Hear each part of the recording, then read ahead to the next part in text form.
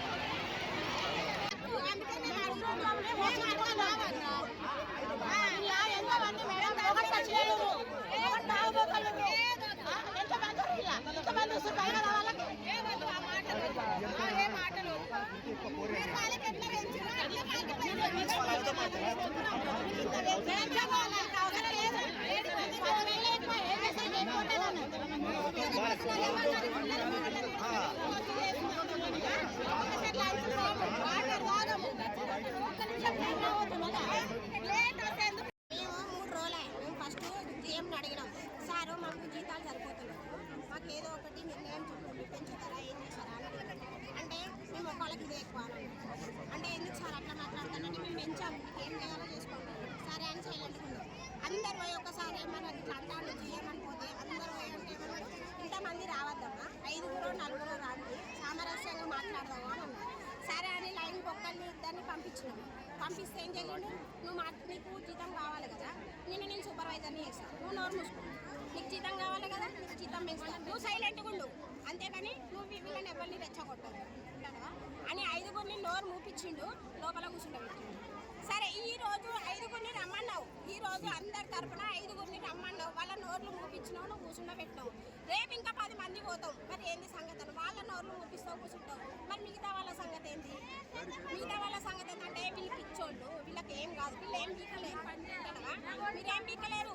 సూపర్వైజర్లకు జీతాలు పెంచి మా మీద ఇన్నాళ్ళని తోలినట్టు తోలుతాను ఉంటాను. ఎట్లా చేయాలి? టార్గెట్ చేయాలి, వాళ్ళని ప్రెషర్ చేయాలి.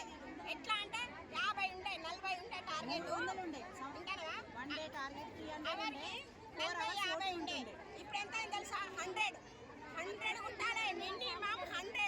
సరే సార్ మేము కుడతాం, నువ్వు చెప్పినంత 100 కుడతాం. మరి ఇంత కష్టపడతాను, ఇంత కష్టపడతాను,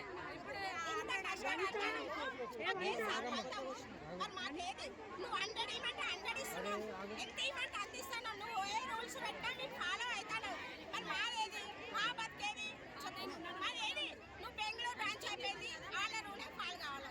బెంగళూరులో 100 ఇస్తుందంటే మేము కూడా 100 ఇస్తాం. మరి బెంగళూరులో శాలరీ మాకు కావాలి కదా, బెంగళూరులో ఫెసిలిటీస్ మాకు రావాలి కదా, ఆ ఫెసిలిటీస్ మాకు రావాలి కదా. 4 డుమ్మాలు కొడితే 1500 కట్ చేశాడు, 4 డుమ్మాలు కొడితే 1500 కట్. ఇవన్నీ ఎందుకు? ఇవన్నీ మేము భరించుకున్నాం, ఇవన్నీ కూడా మేము భరించుకున్నాం. కంపెనీ రూల్స్ ఏదైతే మనం అది ఫాలో కావాలి, కంపెనీ రూల్స్ మనం చేయొద్దని మేము ఇంత మంచిగా పనిచేసినప్పుడు మీకేముంది? మీ మొక్కలకు మీరు కుక్కలు, మీరు పందులు, మీరు గొర్రెలు, ఇవన్నీ ఎందుకు సార్? మమ్మల్ని ఇవన్నీ ఎందుకు? ఇవన్నీ ఎందుకు? మేము కుక్కల్లాగా పనిచేస్తున్నామా? గాడిదలా పనిచేస్తున్నామా? మేము పని కోసం వచ్చినాం.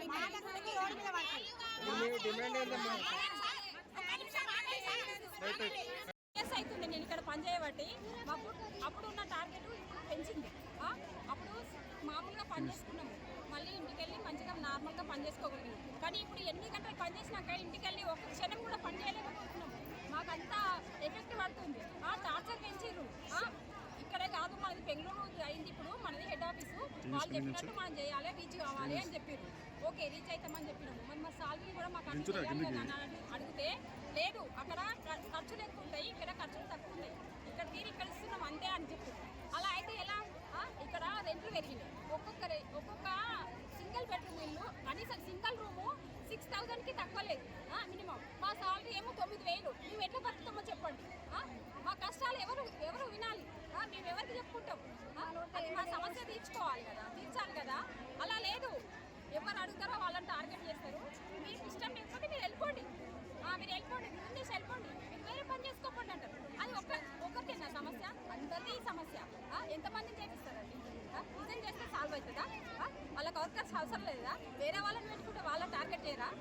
అప్పుడు వాళ్ళు చేయరా, పని చేస్తారా? ఇక్కడ సమస్య అందరి సమస్య అందరిలాగా, అందరికీ బెంగళూరు లాగా సాలరీ పెరగాలి అంతే. అందరికీ ఈక్వాలిటీ ఉండాలి, ఒక గుర్తింపు ఉండాలి, ఒక మనిషిని విలువివ్వాలి, రెస్పెక్ట్ ఉండాలి. ఫస్ట్ అంటే ఐడి కార్డు మార్చిరు, మమ్మల్ని ఒక హీనంగా చూస్తుంది, అంటే పని వాళ్ళలాగా చూస్తుంది. అలా లేదు, సమానత్వం ఉండాలి. అందరూ పనిచేస్తారు, అందరితోనే సాధ్యమవుతుంది. అందరికీ ఈక్వాలిటీ ఉండాలి, అందరికీ జీతం పెరగాలి. అర్థమైందా? 10,000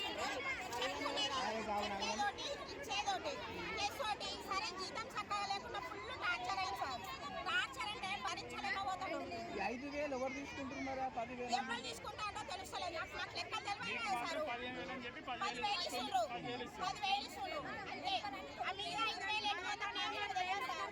ఏమన్నా అంటే 2,000 లెక్క పెడతాడు, 1,000 రూపాయలు పిఎఫ్ అంటాడు, 1,000 రూపాయలు బోనస్ అంటాడు. ఇవన్నీ లెక్కలు చెప్తాడు. లాస్ట్ మీ చేతికి ఎంత వస్తుంది? 10,000 వస్తుంది. ఎప్పటి నుంచి ఎన్ని రోజుల నుంచి ఇట్లా? ఎప్పటి నుంచి? 4 ఏళ్ళ 5 ఏళ్ళ నుంచి అదే 10,000 ఇస్తుంది. అదే 10,000.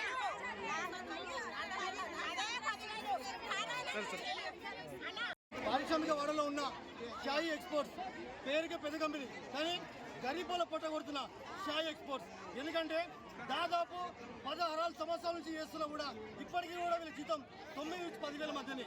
సంవత్సరాలుగా పనిచేస్తూ ఉంటే కూడా 10,000 రూపాయల జీతం మాత్రం వీళ్ళు షాయి ఎక్స్పోర్ట్స్ చెల్లిస్తూ ఉంది. సిపిఐ ఏటీసీ మేము ఒకటి డిమాండ్ చేస్తూ ఉన్నాం.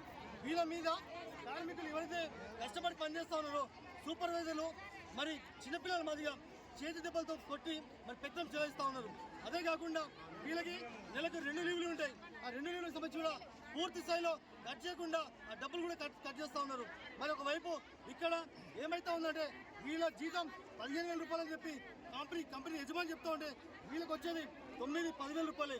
దీంట్లో ముఖ్యంగా కొంతమందికి ఈఎస్ఐ పిఎఫ్ కూడా లేకపోవడం చాలా దారుణమైన విషయం. ఎందుకంటే దాదాపు 2,000 నుంచి 4,000 మంది ఎంప్లాయీస్ పనిచేస్తూ ఉన్నారు. రానున్న రోజుల్లో వీళ్ళు అడిగే డిమాండ్ కూడా ఏంటంటే సమాన పనికి సమాన వేతనం ఇవ్వాలి. అదేవిధంగా వీళ్ళు ఏదైతే 9-10,000 ఇస్తా ఉన్నారో 16,000 రూపాయలు ఇవ్వాలని చెప్పి డిమాండ్ చేస్తూ ఉన్నారు. ఖచ్చితంగా వీళ్ళ డిమాండ్ న్యాయమైన డిమాండ్ కాబట్టి ఖచ్చితంగా షాయి ఎక్స్పోర్ట్స్ కంపెనీ యాజమాన్యము